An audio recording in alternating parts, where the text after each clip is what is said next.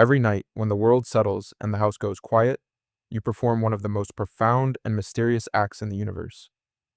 You look into the past, not metaphorically, not through the lens of memory or nostalgia, but literally. The stars above your head, that glowing band of the Milky Way, the distant galaxies captured by our telescopes, none of them appear to you as they are right now. In fact, the universe you see above you tonight, in many ways, no longer exists in the form you see. It sounds impossible. After all, your eyes are open, the stars are right there. But reality has a delay built into the very fabric of existence. Everything you have ever seen, every sunrise, every face, every mountain, arrived to you as light. And light, while unimaginably fast, is not instantaneous. In our daily lives, that speed feels infinite. When someone smiles at you across the room, the light reaches you so quickly that your brain perceives it as immediate. But the universe doesn't operate on human time. When the distance becomes astronomical, time quietly slips between the seeing and the reality. We are living in a universe where the present is always out of reach. Consider our own star. The sunlight warming your skin this morning left the surface of the sun about 8 minutes ago. If the sun were to suddenly vanish, you wouldn't know for 8 full minutes. The birds would keep singing, the afternoon would continue on, completely unaware that our star was already gone. Now, travel further. The nearest star, Proxima Centauri, is 4 light years away. When you look toward it, you are seeing a message that began its journey years ago. Before today's news, before yesterday's memories, before countless moments of your own life. You never see the star as it is, you only see where it used to be. As we look deeper, we see further back. A galaxy 1,000,000 light years away shows you the universe 1,000,000 years ago. A galaxy 100 million light years away shows you Earth before humanity looked anything like it does today. When dinosaurs still roamed and the world was a vastly different place. Some of the oldest light we observe today started its journey long before there were oceans, before continents, before the moon settled into its orbit.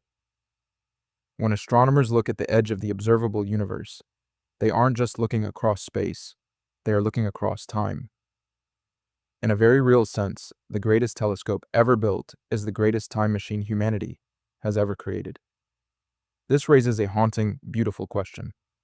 If we never see the universe as it is there anyone out there who sees us as we are right now? Imagine an astronomer on a planet thousands of light years away. If they could see our planet with a powerful telescope, they wouldn't see the world of today. They would see Earth as it was in the Middle Ages. They would see a world of castles, small kingdoms, and people who had never imagined electricity. This is the strange truth of our existence. The universe doesn't keep a single version of history. Somewhere, Earth is still covered by ancient forests. Somewhere else, the pyramids are still being built. Somewhere nearby, your own childhood hasn't happened yet. All these versions of Earth exist simultaneously as traveling light. But this brings us to the core of why we are here. We spend our lives searching for connection, for a sense of belonging in a vast, cold expanse. We often feel small, like a tiny speck in a massive, uncaring void. But I invite you to consider a different perspective. Size is not the only measure of importance. A song is temporary, yet it moves us to tears. A sunset lasts only minutes, but it changes the way we see the day. Your life, your journey, your consciousness. This is the rarest, most precious thing we know of in the entire cosmos. We live in a unique era. Because the universe is expanding, galaxies are drifting further away from us. One day, trillions of years from now, the night sky will be almost completely dark. Any civilization living in that future will see only their own galaxy. They will never know about the Big Bang. They will never know about the vast, cosmic web that once connected all of existence. We are perhaps the most fortunate observers in the history of time. We live at the exact moment when the universe is still willing to reveal its secrets. We can still see the distant galaxies. We can still hear the faint, glowing whisper of the Big Bang.